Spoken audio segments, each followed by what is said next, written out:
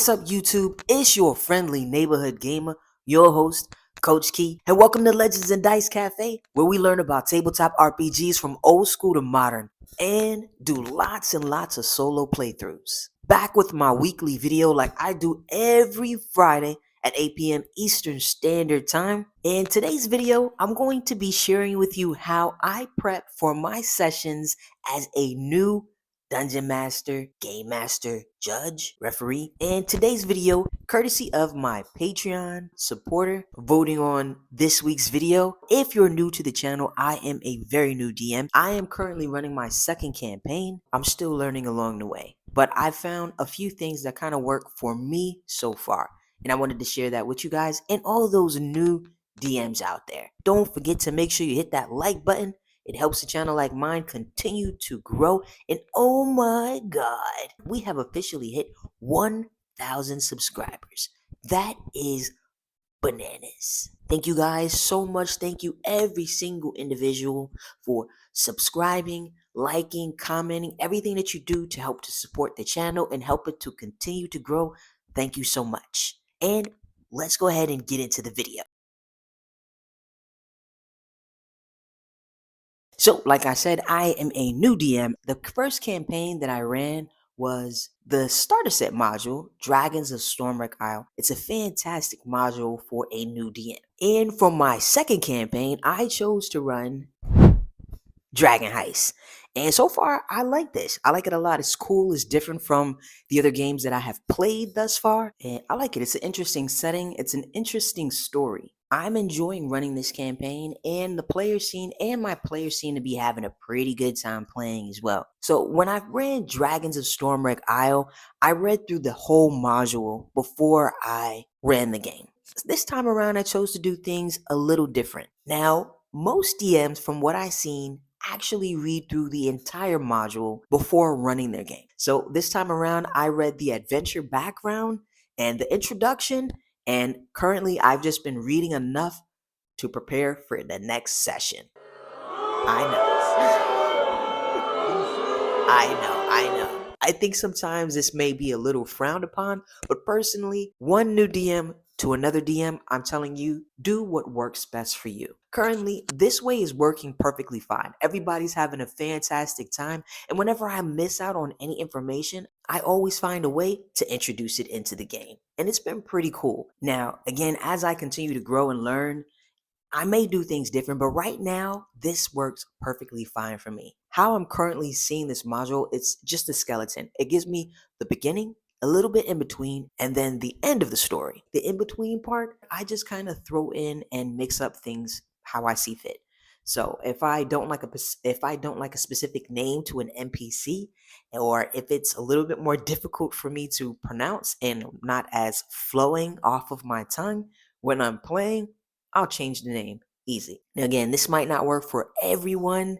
So, again, I suggest you do what works for you. But personally, at this current moment, me reading enough to prepare for the next session has been working. I have Curse of Strahd. I'm looking forward to running it. And I was searching on Google, Reddit, and I actually came upon someone who was running Curse of Strahd the same way, which is interesting. The second thing I do, I create a list of encounters from treasure that they'll find, different magical items, gold, so they can use it on their downtime or whatever they want to use it on. And then I have a list of different monsters, which with this campaign, I've been picking them from Xanathar's Guide to Everything. They have a bunch of different random tables inside of this book, and they have, of course, urban encounters. So I just picked from the list and just added onto a sheet of my paper, and I'm going to show you how I organize my stuff in a few.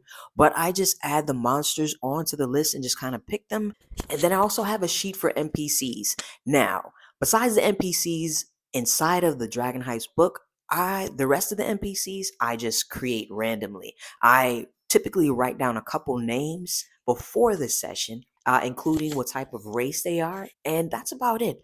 Everything else when it comes to the NPCs, I just create on the fly. During the session, that's when I kind of create and add to the NPC. It kind of depends on how the players sometimes interact with them on whether or not I make them good or bad, and so on and so on. I also have a list of info that is good for the characters to know, whether it's about the story or a lead and so on and so on. Different info that's important for the characters to know. And I also love to add traps and puzzles or riddles into the sessions as well.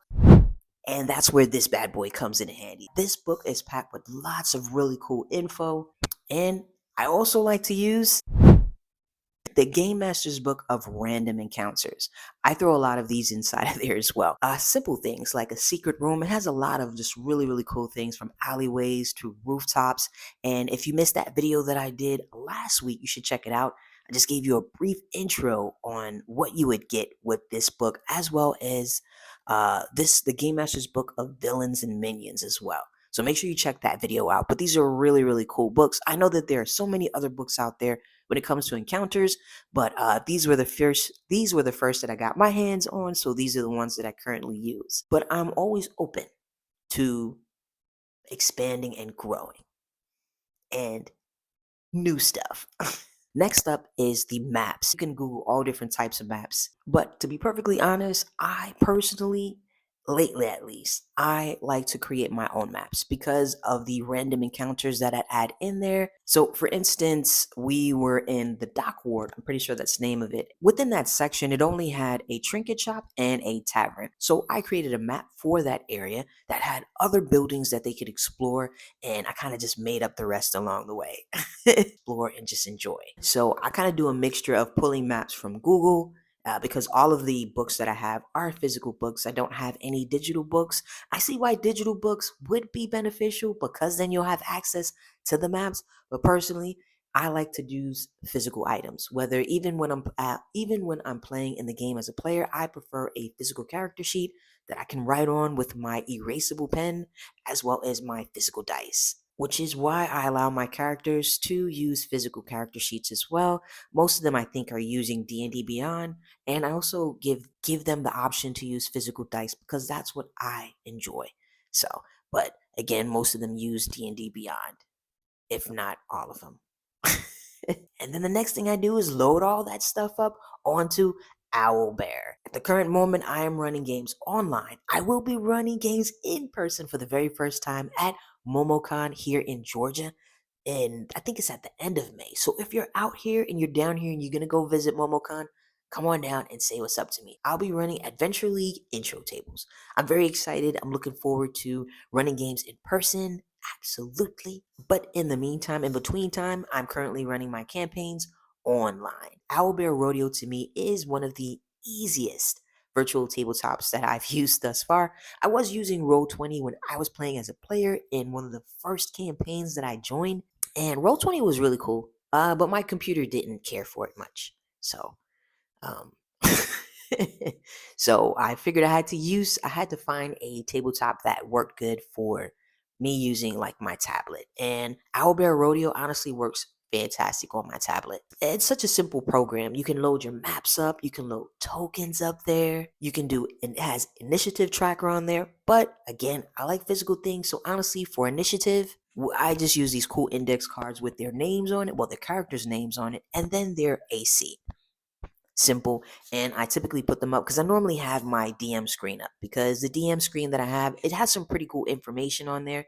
Cool information for someone new like myself. To be perfectly honest, when I get the opportunity and I get a little extra money, I'm going to hands down get a DM screen where I can put the information in there that I think is best for me and that is most useful for me.